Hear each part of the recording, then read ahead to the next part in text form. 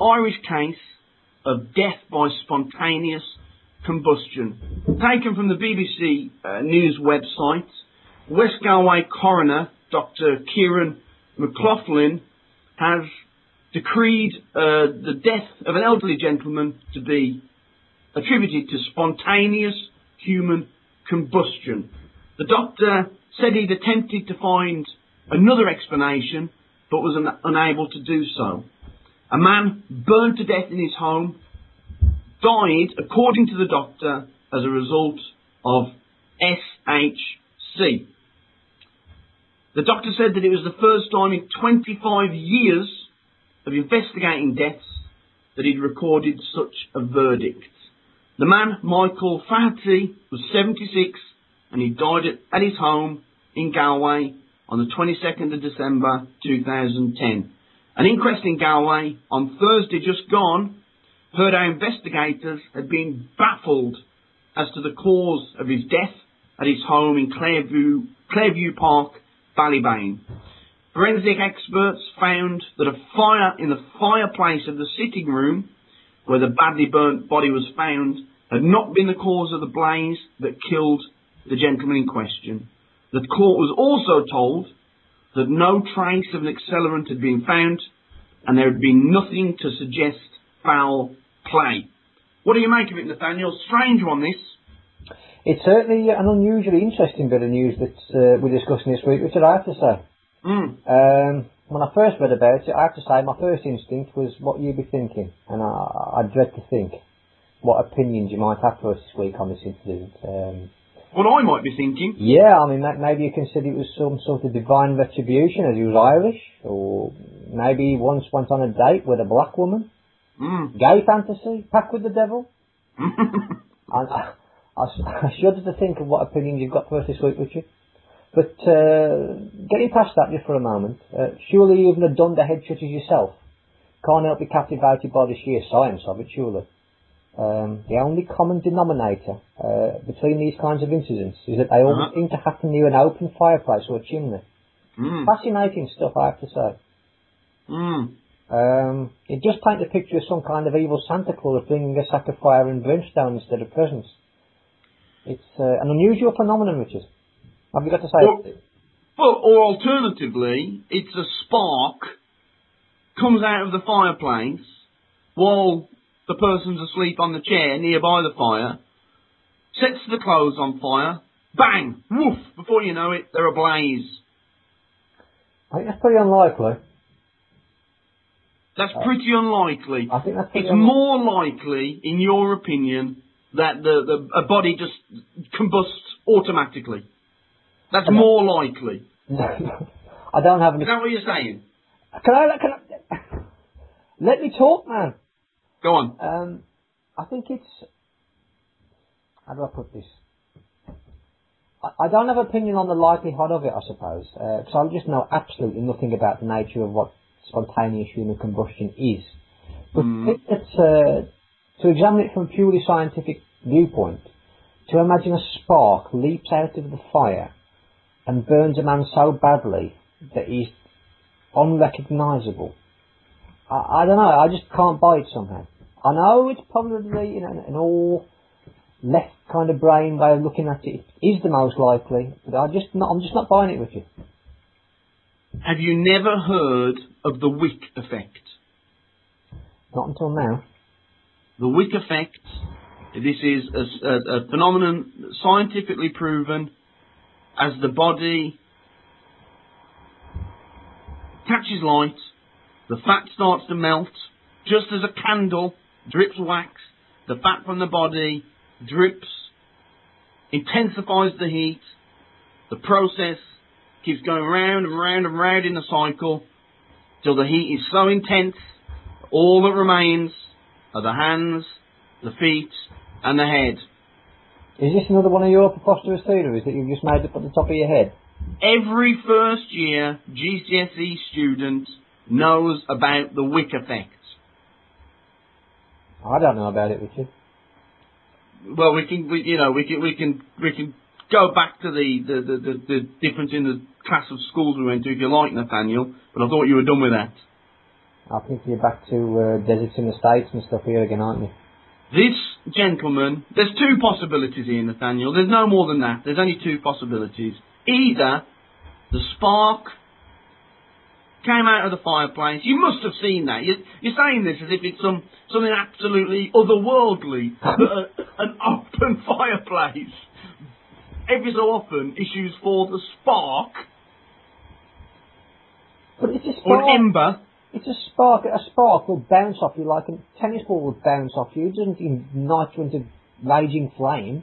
If it's a large enough piece of flame that lands on the fabric of the person's clothing, right, whoosh, up they go. You're being very scientific about this, Richard. I didn't expect this reaction from you at all. So you don't think he was a gay?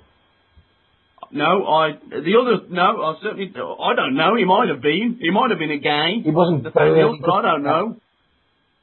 The other possibility is that he was smoking a cigarette, he fell asleep, he was probably drunk, he fell asleep smoking a cigarette. The cigarette falls from his lips onto the clothing, whoosh, up he goes.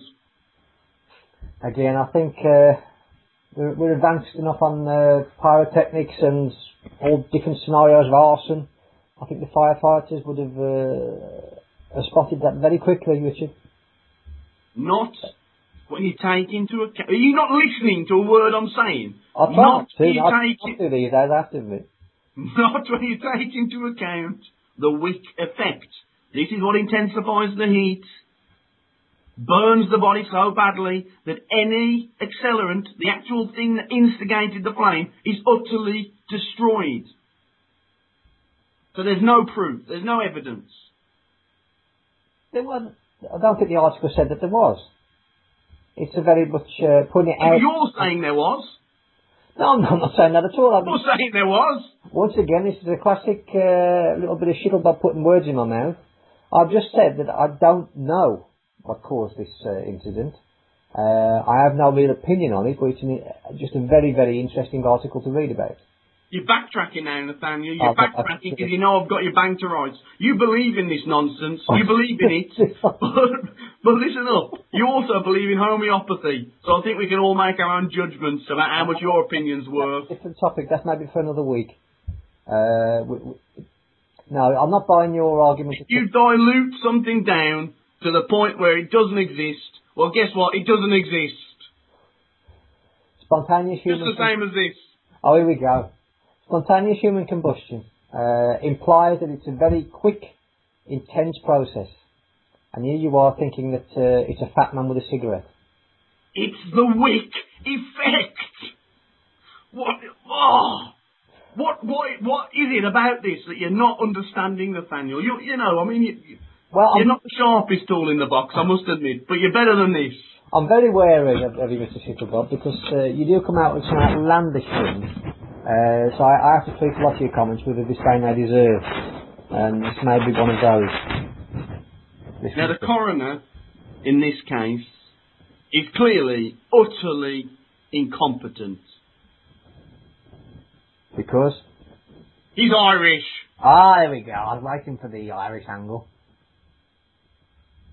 And why would that make him incompetent, Richard? Let's face facts here. Okay. You know, you earn a doctorate in the Republic of Ireland. That's the equivalent to getting an F GCSE in German in the rest of the world. So you're implying that they're a bit academically stunted? They're not academically stunted. They're academically still. Non-existent. I'm sure you've met some intelligent Irish people in your time, Richard. Not one. Well, not one. I find that difficult to believe. All wandering around in ridiculous woolly jumpers and Wellington boots, snuffling around in the soil, looking for potatoes. You wouldn't put Terry Wogan into that category, though, would you?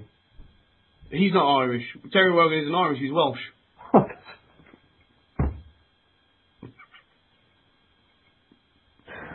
I do get mixed up on occasion. Oh, my goodness me. He's clearly Welsh. Listen to the accent, man. He's clearly Welsh. Yeah, he's had his fair share of leaks, yeah. He's a proud Welshman. He's always when he used to do the Eurovision Song Contest, he'd always wear his red suit. His red suit, is that right? He'd be wearing his red suit, declaring his pride in his nationality. Yeah, there's male voice choir behind him. So, have we got any more outlandish views for us, Richard, or? Oh, I think that's it, really. Is that it? I think that's it. I think we've covered that one. Thank the Lord for that. Yeah.